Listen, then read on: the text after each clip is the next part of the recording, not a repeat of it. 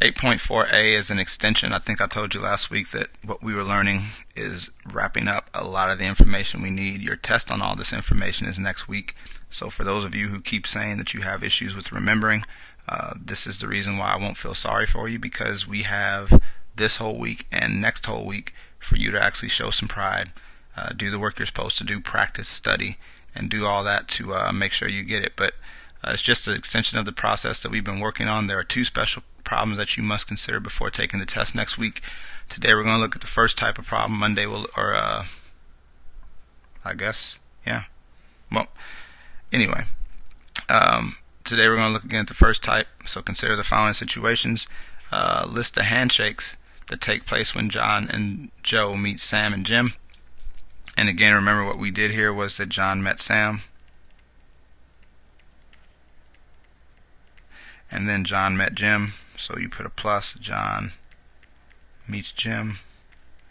And remember, there's another set that people have to do. Joe meets Sam, and also Joe meets Jim. And so remember, your handshakes are based off of this person shaking hands with these two, this person shaking hands with these two. Keep in mind, John and Joe don't need to shake hands because they already know each other. Sam and Jim already know each other, so they don't need to shake hands. The only difference today is that this situation is more realistic. It's hardly ever always going to be two people meeting two people. The reason I taught it that way is because now you should be able to at least adjust to the harder questions. Here, if Maya and Nia, who are two people, meet three people, you should still be able to think your way through it. What's going to happen is Maya is going to meet Ann, and Maya is then going to meet Bree, and then, because there's another person, Maya is going to meet Kim. So Maya again doesn't need to shake hands with Nia, but Maya meets Ann, meets Bree, meets Kim. Now Nia meets Ann, Nia meets Bree,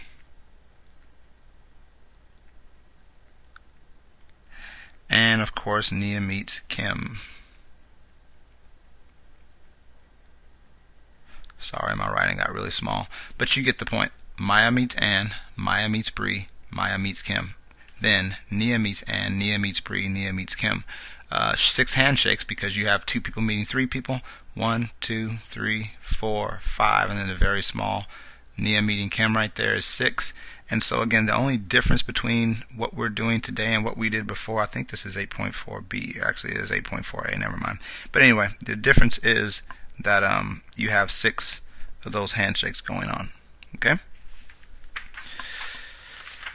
So other than that, this adjustment just has to be considered when looking at the special case for the day. Instead of multiplying 2 terms by 2 terms, we are now going to multiply 2 terms by 3 terms. So let's look at that real fast. Again, what we're going to look at here is that x meets x squared, and x meets 2x, and x also has to meet 4.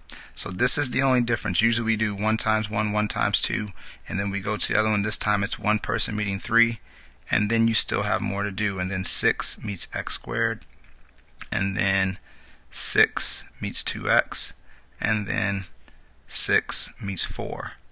Now you multiply those out. Of course, that's x to the third plus 2x squared, x to the third, 2x squared, plus 4x, plus, that's 6 with x squared.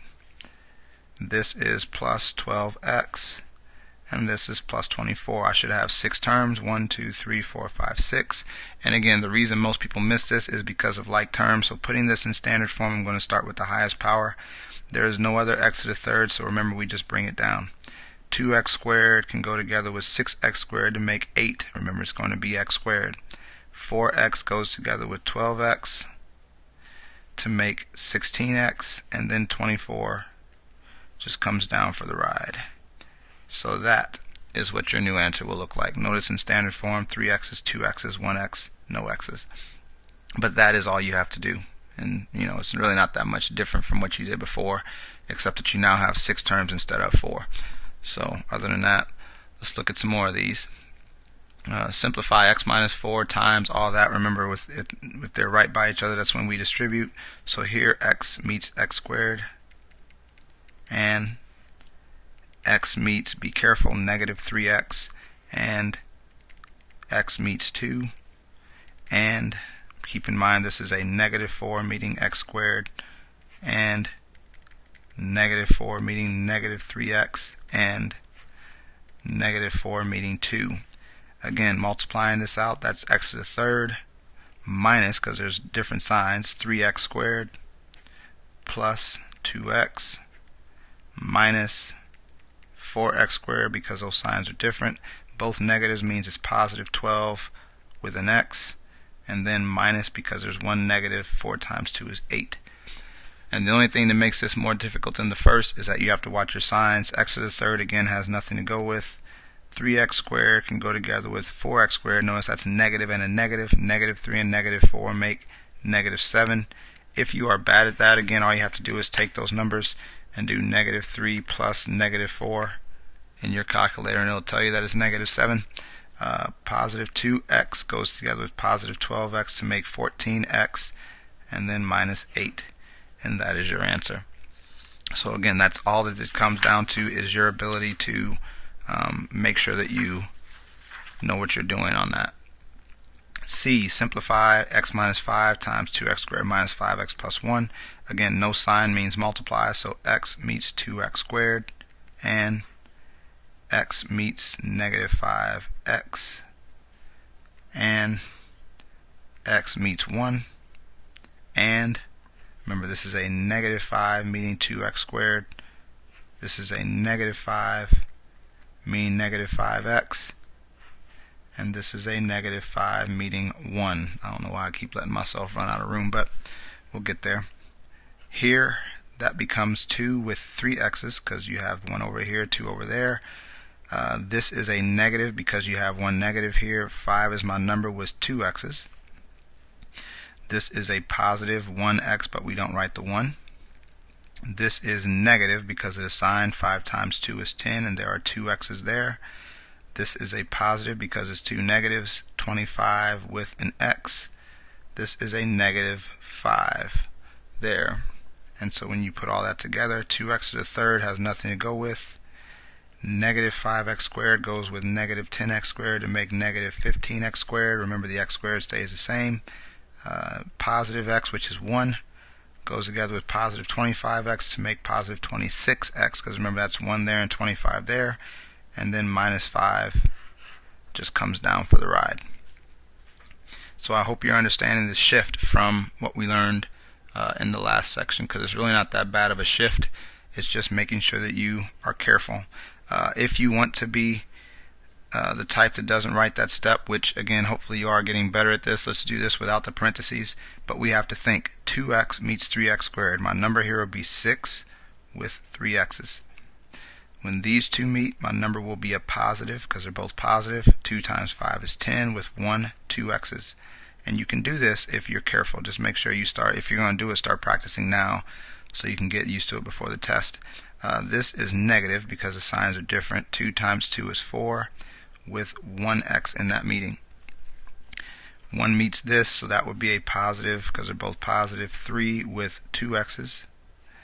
This is going to be a positive 5x, and this is going to be negative 2. And then again, you put your terms together. 6x to the third has nothing to go with it. 10x squared goes with 3x squared to make plus 13x squared. Negative 4x goes together with positive 5x. That makes a positive 1. If you put a 1 there, that's fine, but remember, we don't write the 1s. And then minus 2 comes along for the ride, and that is all. So at this point, go ahead and log on to your MathXL, or not log on to MathXL, I'm sorry. Come get the worksheet and get that done. Keep in mind, if you do have MathXL work to do, you should do like a few of the questions on this worksheet and then come back and think about doing some of your zeros that you have in the grade book, because that is 30% of your grade. So you have to start making some decisions that are best for you in order to make sure your grade is right. So again, do the first few questions that look like this to make sure you've got this down, and check them on the back. And after you check those, with the time we have left, if I were you, I'd go on and try to get some more of those grades into your Math Excel. Other than that, good luck.